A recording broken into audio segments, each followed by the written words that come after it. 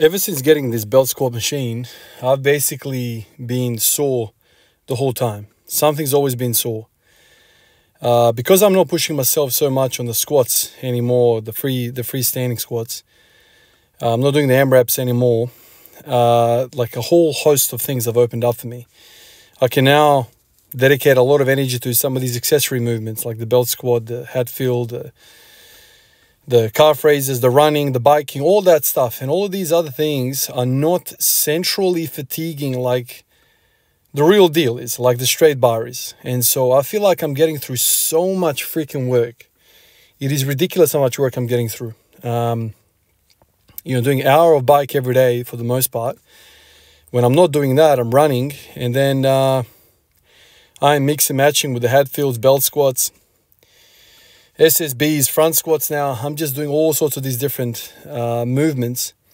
And I feel like I'm working so hard, yet I'm not being spent like I am with the AMRAP sets. The AMRAP sets are so freaking difficult, yet nothing individually is toasted, if you know what I mean. Like, this is something that bodybuilders always talk about. You want to stay away from some of these compound movements because they tax you so much systemically, but individually, each muscle is so underworked, let's say, in the grand scheme of things. I feel like with the AMRAP sets, my core gets destroyed. My lower back and all that stuff gets destroyed.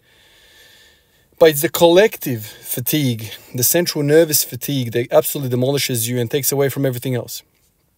But now that I'm doing these easier movements, like belt squats are so easy, yet they're absolutely destroying my quads.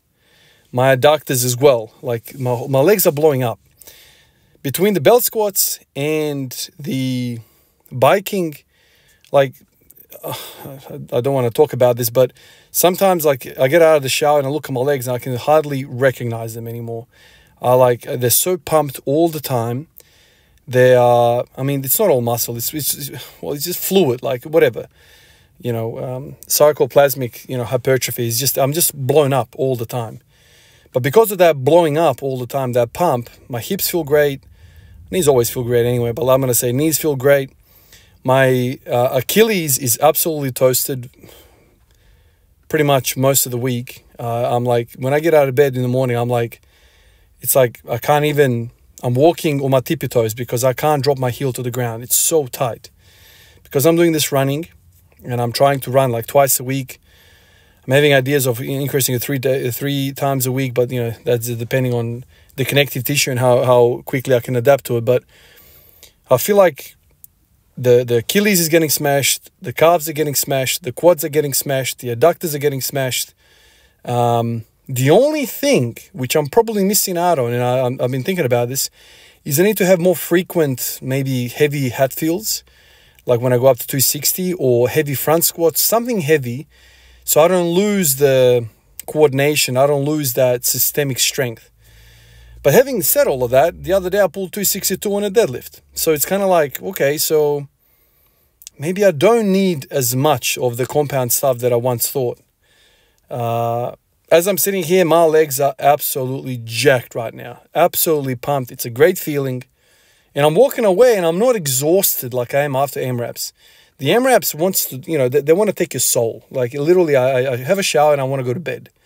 Like you're so exhausted. Probably the emotional, the psychological, preparation for that set takes a lot out of you. This is like, I just walk up to the belt squat. I'm like, man, it's a plate aside, man. Just get into it. You do 5. Yeah, it starts burning. You do 20. It's really, really burning. You're really pumped.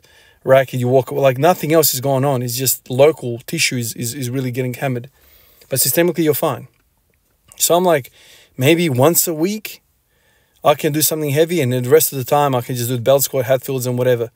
I don't know how that fits in, this type of training with the AMRAPs, because with the AMRAPs, the whole idea is you're supposed to rest. Maybe if I do 1 a week, it could work. But that's something I have to play around with.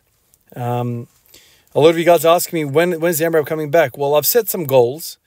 The goal is Hatfield 180 for 20. When I get that, then I'm going to transfer to the straight bar. I feel like, I'm breaking it down kind of like what Louis Simmons used to do, right? You set yourself smaller bite-sized pieces. Okay, so you know, take 2 plates on the belt squat.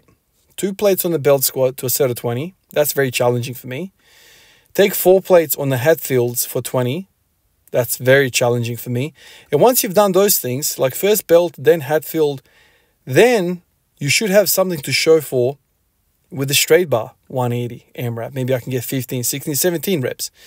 But you don't have to do it the hard way. You don't have to always fight with the damn bear. You can fight with something else first and then build up to it. That's kind of the approach that I've got right now. Appreciate you guys. I'll catch you in the next one. Peace out.